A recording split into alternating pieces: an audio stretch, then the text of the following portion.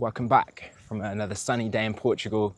What I want to talk about today is how there are different codes for living in small places and big places when you're an expat moving abroad. Now, I've lived in London for a lot of my life, then I moved to a smaller city in England before starting to travel, and I lived in places like France and Italy, and now I live in Portugal.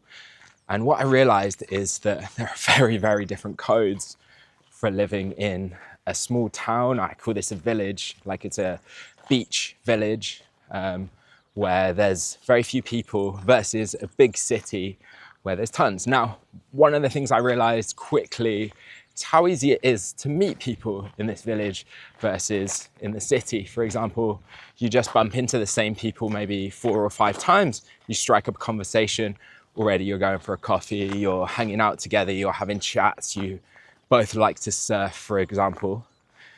And I think in these villages, it's just a bit easier to build a community.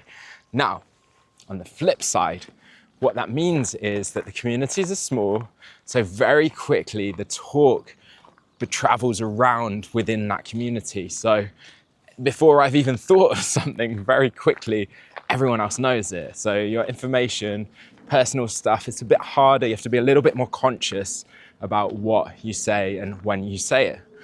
Now, it's not always necessarily bad, because sometimes it's really nice to hear like some news about something that's happened, but just to be cautious of it.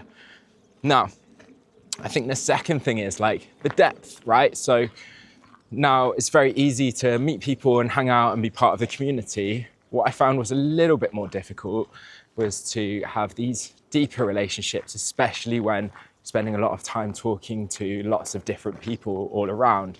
So I think that's one big difference, but perhaps that's the same in the city and the village on some level, because you want to be careful about, where you spend your time and your energy. But I think it's just a little bit more difficult in a small town where you go out for a walk and you see people all the time.